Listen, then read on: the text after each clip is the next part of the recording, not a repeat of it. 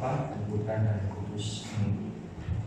Disyukur kepadamu ya Tuhan, Maha Besar Engkau, Maha Pengasih, Maha Kuasa, dan terima kasih sekali Tuhan atas semua kasih karunia dan penyertaan-Mu dalam kehidupan kami. Betapa Engkau tidak pernah meninggalkan kami Tuhan dalam segala peristiwa dalam kehidupan kami. Engkau selalu mendampingi kami, dan ketika kami terjatuh, Engkau mengangkat kami dan menggendong kami dalam tangan-Mu, dalam dekapan belayan kasih sayang-Mu ya Tuhan. Terima kasih untuk semua yang terjadi dalam kehidupan ini. Tuhan, kami manusia lemah dalam banyak hal. Kami mohon ampun ya Tuhan. Kami sering mengandalkan kekuatan kami sendiri. Kami sering mendikte Tuhan. Kami sering memaksakan kehendak kami. Kami sering menganggap segala sesuatu itu bisa berjalan dengan sesuai dengan rencana kami, sesuai dengan keinginan kami. Tetapi Tuhan, kami lupa bahwa Engkau adalah hanya kepadamu lah mestinya kami berserah.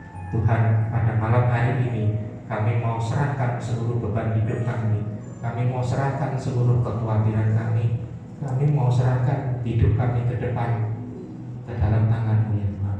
Bukankah ketika esok hari, ketika kami masih bisa bangun, kami masih hidup, kami masih bernafas, kami masih boleh melakukan aktivitas dengan badan yang sehat, semuanya itu adalah anugerah yang tidak terhingga dari ya Tuhan. Tuhan, kami mau percaya, kami mau senandungkan lagu yang ini, bahwa rencana Tuhan, rencana-Mu itu indah Tuhan. Kami tidak tahu apa yang terjadi dalam kehidupan ini, tapi kami mau mengimani bahwa Engkau baik. Kami mau mengimani bahwa rencana Tuhan indah dalam kehidupan kami Tuhan. Dan mau bersama-sama di pujian kita senandungkan lagu ini.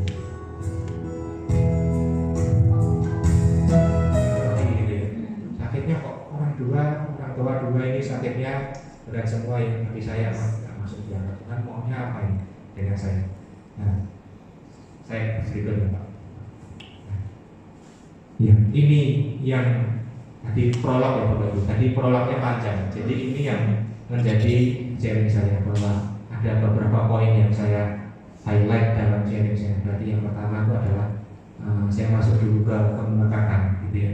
Selama sejak peristiwa sakit itu sampai di sekarang saya banyak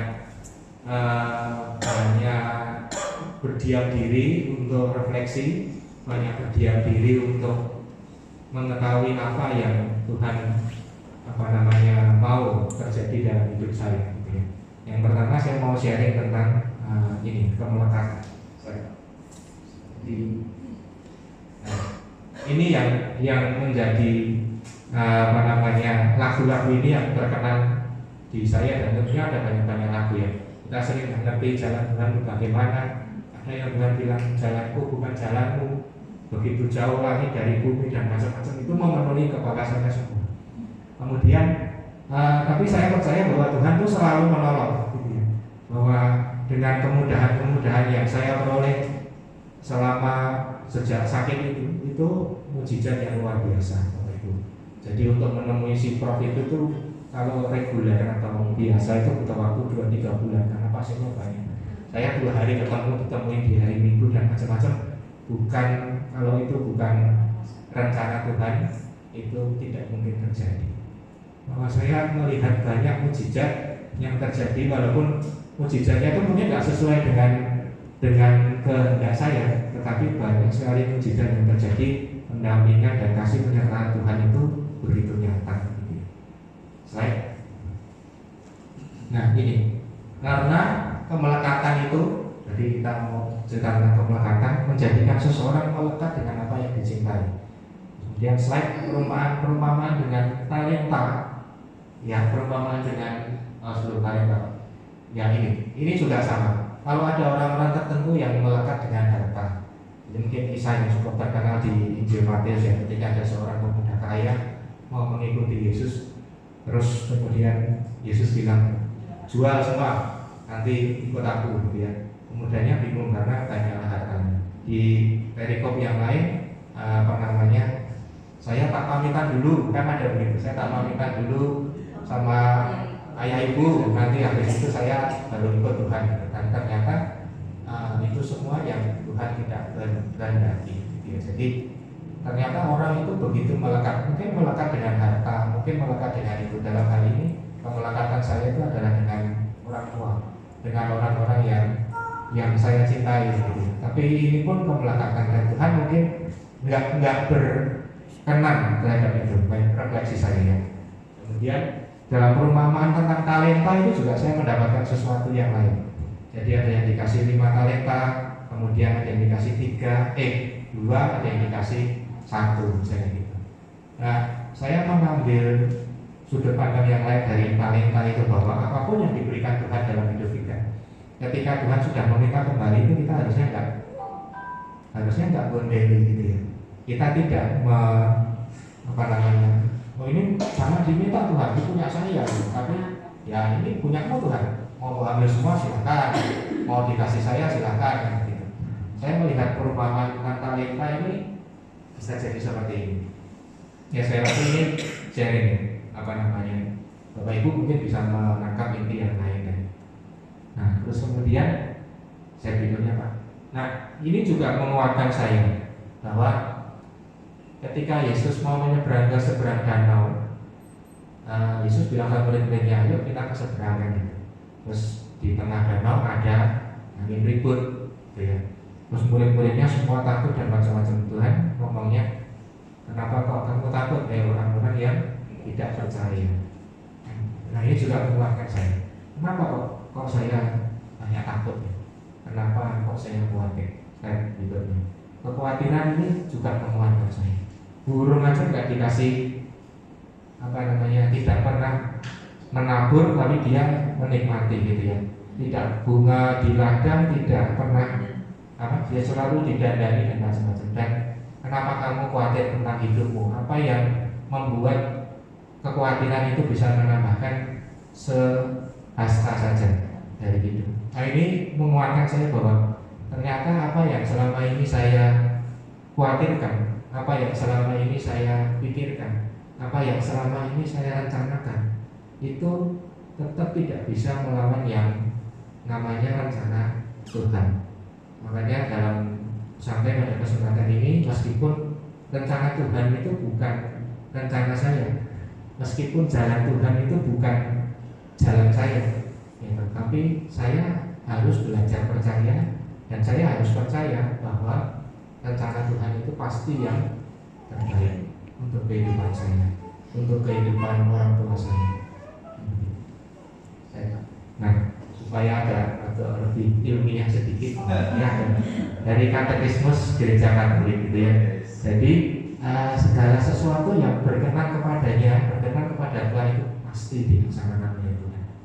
Jadi kita nggak bisa memaksakan dalam peristiwa apapun dalam hidup kita ini kepada Tuhan. Kalau Tuhan nggak berkenan, kok mau sampai kayak gimana ya tetap nggak bisa. Gitu ya.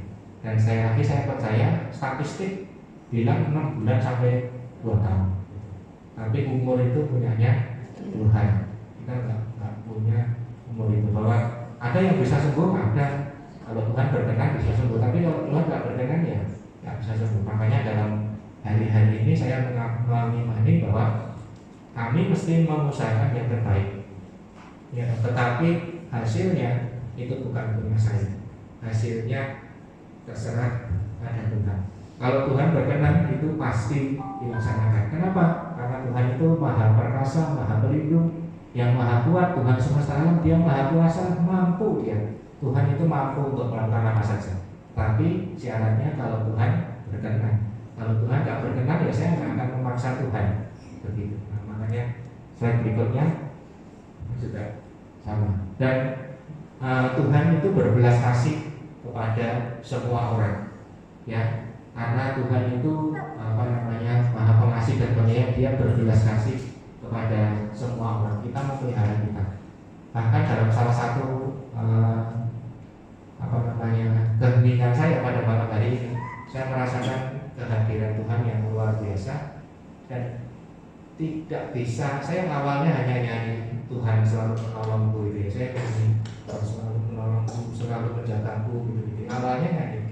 Terus kemudian saya diam, saya duduk, diam saja kayak orang duduk, pulang gitu. Saya diam saja, terus berusaha menerima apa sih maunya Tuhan. Saya meminta Tuhan, kok kamu ngomong dong sama saya itu maunya gimana? Nggak ngomong Tuhan, diem aja itu hanya. Kok saya dikasih petunjuk toh jalan ini gimana? Nggak ada petunjuk, nggak ada itu. Diem saja Tuhan.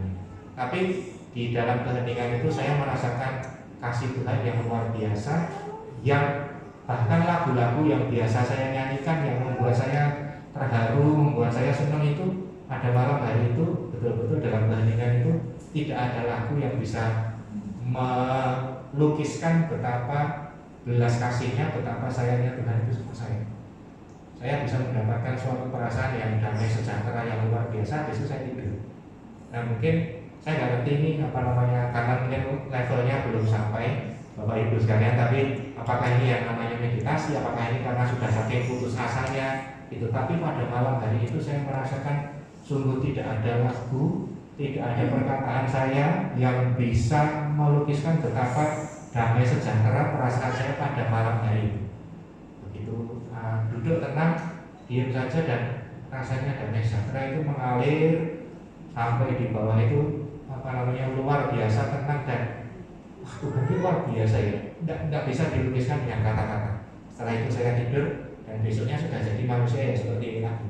Ya, galau-galau lagi tapi pada malam hari itu memang betul-betul itu sangat luar biasa. Nah, saya ingin selanjutkan serinya. Jadi kemahakuasaan ini lagi itu kita harus mengimaninya bahwa itu bukan kesewenang-wenangan dari Tuhan. Kalau misalnya keinginan kita nggak dikabulkan, jangan kita pernah bilang bahwa Tuhan itu jahat. Ya, seringkali kan kita bilang, kenapa orang yang paling saya sayangi kok ambil? Tuhan itu jahat. Saya pun mengalami begitu. Manusia, Tuhan maunya apa sih? Saya selama hidup saya juga selalu berusaha ikut Tuhan terus loh. Tapi kok dikasih kayak gini? Mama saya itu juga bukan orang jahat loh. Kok dikasih kayak gini? Tuhan itu maunya apa sih? Nah, tapi selalu apa namanya ketika membaca ini Tuhan itu nggak pernah sewenang-wenang. Dia bekerja dengan caranya yang ajaib, dia bekerja dengan rencananya yang indah, yang menurut dia indah, dan itu nggak bisa dilogika oleh manusia, tidak bisa dipikirkan dengan logika manusia. Makanya tadi dalam saya menceritakan bagaimana usaha manusia, tapi ternyata kalau Tuhan nggak berkenan, atau Tuhan belum berkenan, atau rencananya lain, kita nggak ngerti. Ya, tapi dalam semua perjalanan tadi, bahwa kasih Tuhan itu begitu luar biasa dalam kehidupan kita. Dia selalu mendampingi, dia selalu menyertai, dan dia tidak pernah meninggalkan kita, anak-anaknya itu untuk berjuang sendiri. Dan itu, saya mau sharingkan ini betul-betul karena saya yakin di tempat ini mungkin banyak Bapak Ibu, ada Bapak Ibu yang saat ini mengalami pencobaan yang sama, ada mengalami ujian yang sama. Saya nggak mau bilang pencobaan, mungkin ya ujian atau sekolah iman dan macam-macam mungkin sama. Dan yang saya ceritakan bukan berarti yang saya alami itu paling berat, banyak yang mungkin lebih berat dan macam-macam. Tetapi saya ingin kita semua percaya, kita semua yakin bahwa Tuhan itu baik. Tuhan itu nggak pernah meninggalkan kita, apapun terjadinya. Ya kalau misalnya ini dipanggil pulang, papa mama saya dipanggil pulang, saya yakin dipanggil pulangnya juga baik. Dan apapun yang terjadi pasti baik. 2 tahun yang lalu saya kehilangan sahabat dekat yang di set, mungkin teman-teman juga tahu. Sahabat dekat-dekatnya juga pas waktu set Pak Luther. Itu malam waktu mondok di ICU, malam terakhir waktu dia mondok di ICU, masih membalas chat saya dengan satu stiker, Tuhan Yesus baik. Kalau saya mau jadi Pak Luther pada waktu itu, baik apa nih? Lu ke Padang pelayanan untuk Tuhan, pelayanan. Terus kemudian pulang dikasih COVID, tidak ditulungi, meninggal. Nah kalau saya jadi istrinya, saya nggak mau ke gereja. Ya betul ya. Kalau saya, ya misalnya kalau kita pakai pikiran manusia, kalau saya jadi istrinya Pak Luther, saya nggak ke gereja lagi. Kurang ajar di gereja Katolik. Anak ibu bojoku meninggal, coba dia nggak kenal pelayanan, nggak kenal set, bojoku mungkin masih ada. Nah, tetapi yang terjadi kan nggak seperti itu. Masih saya simpan dulu stikernya, Tuhan Yesus baik. Makanya dalam setiap perkara itu pasti Tuhan punya rencana, Tuhan punya rencana yang baik. Dan Bapak Ibu, semoga apa yang kita sampaikan ini, saya sampaikan ini bisa menguatkan kita semua bahwa Tuhan pasti punya rencana yang indah yang kita nggak tahu. Nah, saya mengambil beberapa kesimpulan dari itu. Nah, yang pertama adalah Tuhan itu adalah sang sumber. Dari Dialah segala sesuatu berasal, dan dari Dialah segala sesuatu akan kembali.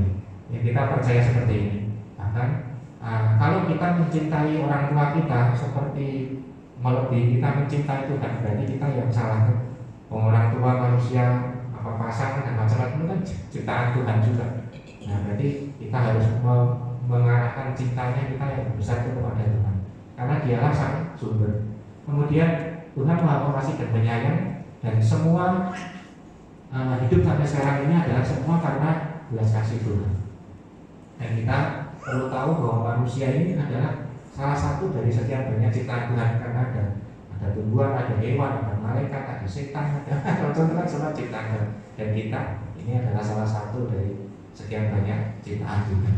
Dan kehendak dan rencana Tuhan itu kita harus percaya bahwa itu selalu yang terbaik. Bahkan seringkali tidak masuk dalam logika manusia. Manusia hitungannya begini, Tuhan nggak mau. Sampai saya mau sampai teringat komentar dari mama saya dan membekas juga dalam hati saya. Jadi mama saya itu ngomong gini, sekarang ini teknologi kedokteran tambah maju ya. Tapi zaman dulu orang kalau ini ngomongnya mama saya, orang kalau meninggal itu ya alami, orang yang mesti tua meninggal alami. Sekarang teknologi kedokteran tambah maju, orang kalau meninggalnya kok hamil ya. Ya dok, mama saya tuh ngomong gitu loh. Saya sampai iya deh. Orang kalau meninggalnya kok hamil.